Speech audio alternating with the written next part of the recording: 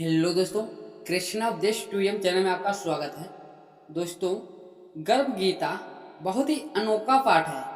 श्रीमद् भगवद गीता और गर्भ गीता श्रीमद् भगवद गीता का एक ही भाग है। जिस प्रकार मंदिर के ग्रह में भगवान निवास करते हैं, उसी प्रकार भगवद गीता का एक मुख्य ज्ञान गर्भ गीता में समाया है। गर्भ गीता में जीव के जन्म और मृत्यु का संपूर्ण ज्ञान समाहित है। अपने परम कल्याण के लिए हर मनुष्य को इसका श्रवण करना चाहिए। भगवान श्री कृष्ण का वचन है कि जो भी प्राणी इस गर्भ गीता का सद्भावना से विचार और मनन करता है, वह भी गर्भवास में नहीं आता। उसे जीवन मरण के चक्र से छुटकारा मिल जाता है और ऐसी पवित्र आत्मा को भगवान के चरणों में स्थान मिलता है। इसलिए हम सभी को गर्भ गीता का अनुशीलन अवश्य करना चाहिए। गर्भ अवस्था में माँ संतान का भाग्य भी निर्माण करती है। इसलिए यह मानना भी है कि जो भी गर्भवती स्त्री गर्भ गीता का नित्य श्रवण करके सही चिंतन और मनन के द्वारा अपनाती है, वह गर्भ अवस्था के दौरान आने वाली विभिन्न समस्याओं और अड़चनों को आसानी से पार कर जाती है। उसका गर्भस्थ शिशु और श्रेष्ठ और बुद्धि श्रेष्ठ आचरण और शुभ संस्कार ग्रहण करता है। जन्म लेने के बाद वह आदर्श जीवन व्यतीत करता है। इस प्रकार गर्भावस्था के दौरान गर्भ गीता को रोज पढ़ने या सुनने से एक श्रेष्ठ और संस्कार संतान की प्राप्ति होती है। तो आइए दोस्तों, इस मुख्य ग्रंथ का पाठ श्रद्धा पूर्वक प्रारंभ करते हैं। दोस्तों, गर्भ गीता भगवान श्री कृष्ण और धनुधर अर्जुन के मध्य एक ऐसा दिव्य संवाद है जिसमें अर्जुन उत्सुकता पूर्वक भगवान श्री कृष्ण से प्रश्न पूछते हैं और भगवान श्री कृष्ण संपूर्ण सृष्टि के प्रत्येक प्राणी मात्र के कल्याण हेतु अर्जुन के सभी प्रश्नों का उत्तर देकर उसकी जिज्ञासा को शांत करते हैं। अर्जुन पूछते हैं, हे कृष्ण, कृपया आप मुझे बताएं कि प्राणी जब गर्भ यौन में आता है तो वह अपने किस गुण दोष के कारण आता है। प्राणी जन्म से पहले गर्भ में कष्ट पाता है और जन्म के समय भी सहनशील पीड़ा पाता है। इसके बाद भी वह रोग पीड़ा के कारण दुख पाता है। उसे बुढ़ापे में अनेक रोग घेर लेते हैं और उसकी मृत्यु हो जाती है। अतः भगवान कृपया करके मुझे यह बताएं कि वो कौन से कार्य हैं जिनसे मनुष्य जन्म मृत्यु के दुखों से बच सकता है। यह सुनकर भगवान कृष्ण मुस्कुराते हुए बोले, हे कृष्ण धनुधर अर्जुन, जब मृत्यु का बंधन तो उन प्राणियों की नियति है जो संसार में क्रियान्वित रहते हैं। जो प्राणी संसार में नष्ट होने पदार्थों से प्रेम करते हैं, वे संसार की नश्वर वस्तुओं की इच्छा रखते हैं। यह पदार्थ मैंने पाया है और वह मैं पाऊंगा, ऐसी चिंता प्राणी के मन में उतरती ही नहीं है। आठों पहर वह माया को ही मानता है। इस मृत्यु लोक में जन्म लेने के पश्चात प्रत्येक जीवात्मा इस संसार की माया से प्रेरित होकर भौतिक संसाधनों के बंधन में बंध जाती है। वह अपना मुख्य उद्देश्य, जो कि मात्र ईश्वर की प्राप्ति है, उसे भूलकर परिवार, पुत्री, पुत्र, सगे संबंधी आदि के मोह में फंस कर रह जाती है। जन्म से लेकर मृत्यु तक पर्यंत तक इन सभी में फंसे होने के बाद जब भी जीव का अंतिम समय आता है तो वह अपनी अधूरी इच्छाओं के बारे में ही सोचते हुए प्राण त्यागता है।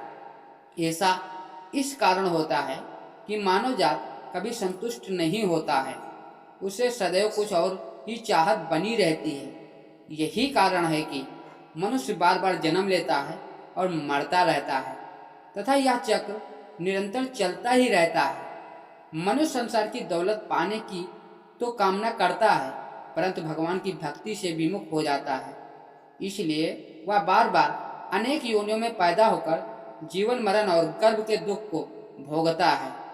अर्जुन पूछते हैं, हे कृष्ण, संसार की मोह माया से मुक्ति पाना हो तो बहुत कठिन है। बड़े बड़े आश्र मुनि भी इससे पार नहीं पा सके, तो साधारण मनुष्य की तो बात ही क्या है। तब श्री कृष्ण कहते हैं कि काम, क्रोध और लोभ और मोह और अहंकार, ये 5 ऐसे शस्त्र हैं जिससे मानव दिन रात जूझता रहता है। कृपया करके यह बताएं कि साधारण मनुष्य इनसे छुटकारा पाकर अपना मन किस प्रकार प्रभु भक्ति की ओर मोड़ सकता है, क्योंकि यह मन तो मस्त हाथी की बात है जो कभी टिक कर नहीं रहता। इसकी गति वायु के वेग से भी अधिक तीव्र है।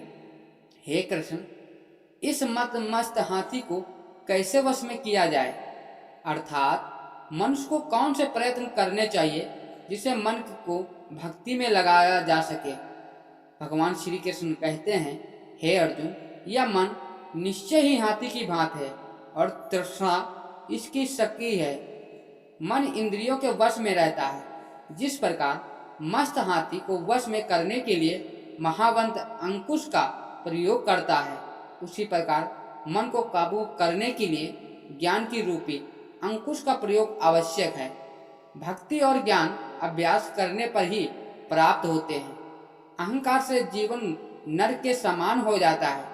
उसका मन सदैव व्याकुल ही रहता है तथा कभी भी शांत नहीं होता है। अर्जुन ने पूछा, हे कृष्ण, कुछ प्राणी तो आपकी भक्ति करने के लिए वन जंगलों में जाकर रहते हैं और कुछ संसारिक मोह माया छोड़कर जगह जगह भटकते फिरते हैं।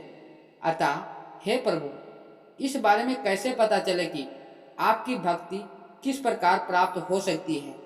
भगवान श्री कृष्ण कहते हैं, हे अर्जुन, जो प्राणी मुझे खोजने के लिए जंगलों में फिरते हैं वे सन्यासी, वे वैरागी कहलाते हैं।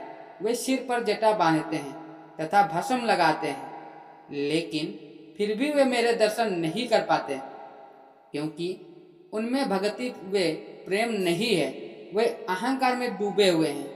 तप या वैराग का अहं तो मेरी भक्ति पाने में बाधा डालता है।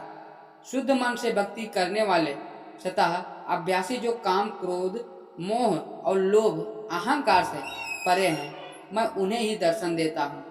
अर्जुन पूछते हैं, हे कृष्ण, मनुष्य इन 5 विकारों से ग्रस्त होकर अपने सांसारिक जीव को नष्ट कर लेता है। हे कृष्ण, वह कौन सा पाप है जिसके कारण किसी की पत्नी की मृत्यु और अल्प आयु में ही हो जाती है, पिता के जीवित रहते पुत्र की मृत्यु हो जाती है, और किस पाप के कारण व्यक्ति नपुंसक हो जाता है। भगवान बोले, हे अर्जुन, जो व्यक्ति किसी से कर्ज लेकर उसे चुकाता नहीं, वह इस पाप कर्म से अपनी पत्नी को खो देता है। उसी प्रकार जो किसी को अमानत को नहीं लौटाता, उसके पुत्र मर जाते हैं। जो किसी व्यक्ति को सहायता करने का वचन देकर भी समय पर उसकी सहायता नहीं करता, वह नपुंसक हो जाता है। ये सभी बड़े भयंकर पाप हैं। अर्जुन ने फिर पूछा, हे कृपा निधान, मनुष्य किस पाप के कारण हमेशा रोगी रहता है और किस पाप के कारण बोझा ढोने वाले गधे का जन्म पाता है। स्त्री तथा गधे का जन्म प्राणी को किस कर्म के कारण मिलता है। मनुष्य किस दुष्कर्म के फलस्वरूप जघन्य पशु बनता है।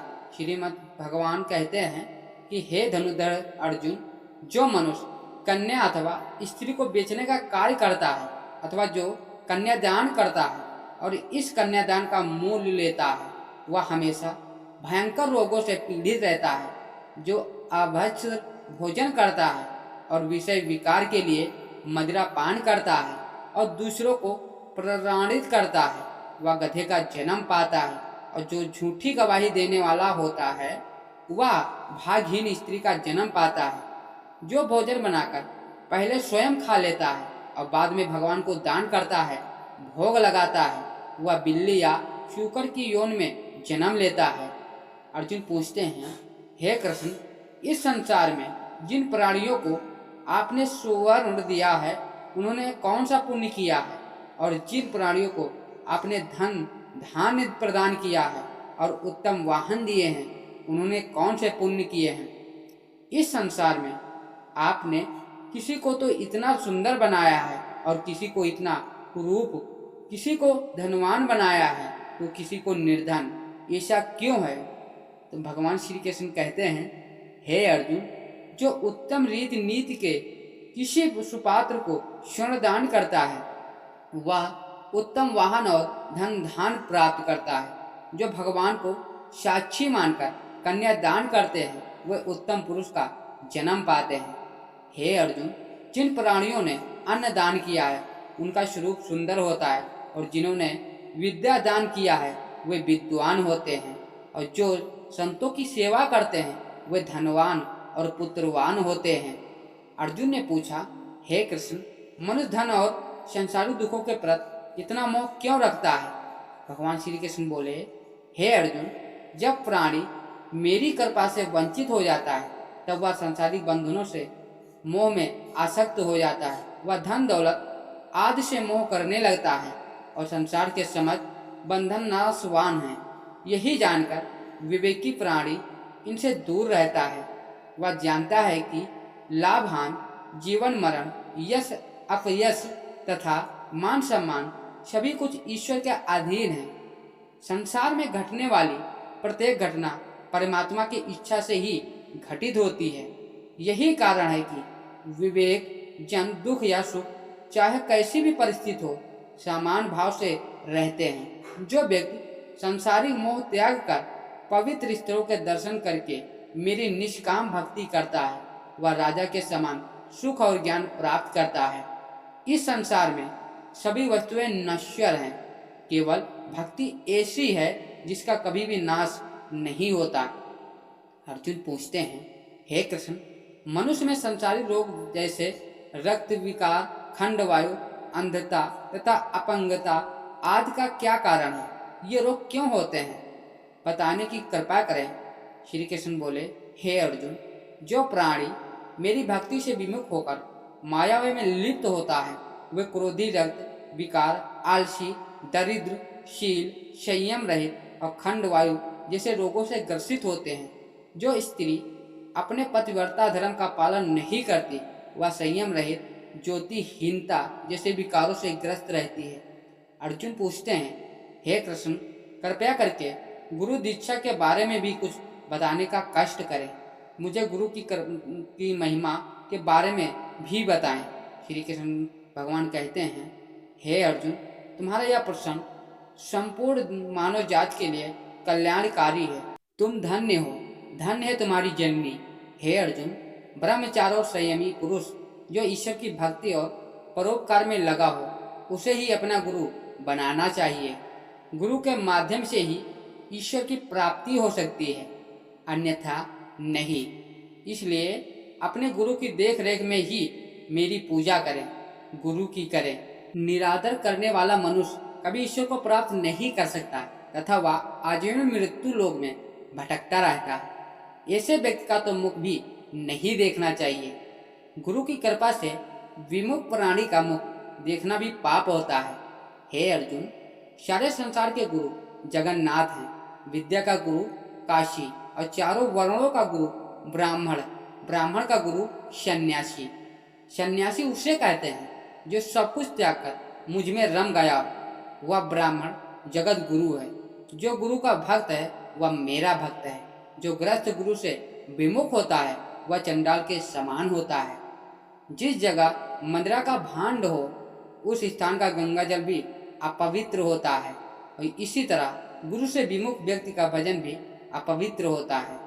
उसके सभी कार्य निष्फल हैं। ऐसा व्यक्ति कुकुर, शुकुर, काक इन योनियों को पाता है। वह अजगर सर्प के समान आलस्य में डूबा तिरस्कार पाता है। हे अर्जुन, गुरु दीक्षा के बिना प्राणी का उद्धार संभव नहीं है। जो गुरु की सेवा करता है उसको कई अश्वमेध यज्ञ के पुण्य का फल मिलता है।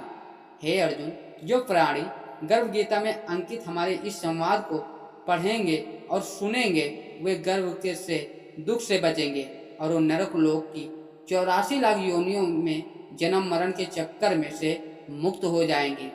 भगवान श्री कृष्ण के मुखार बिंदु से इस प्रसंग को अर्जुन ने बड़े ध्यान से सुना। इसी कारण इस पाठ का नाम गर्भ गीता है। इस प्रसंग को पढ़ने और सुनने से व्यक्ति को पुण्य का फल प्राप्त होता है तथा उस व्यक्ति पर सदैव भगवान श्री कृष्ण की कृपा बनी रहती है तथा सभी मनोकामनाएं पूर्ण होने के साथ साथ इन जन्म तथा पिछले जन्मों के लिए किए गए पापों से छुटकारा मिलता है। हर रोज गर्भ गीता का पाठ करना या सुनना गर्भवती महिला के लिए अति उत्तम माना जाता है। हर एक गर्भवती महिला को गर्भ गीता का पाठ जरूर सुनना चाहिए। इससे उसकी संतान अच्छे विचारों और संस्कारों वाली बनेगी। तो दोस्तों, उम्मीद करता हूँ यह हमारा मोटिवेशन वीडियो आपको कैसा लगा कमेंट में ज़रूर बताना। यदि हमारे चैनल पर पहली बार आए हैं तो चैनल को सब्सक्राइब करना ना भूलें।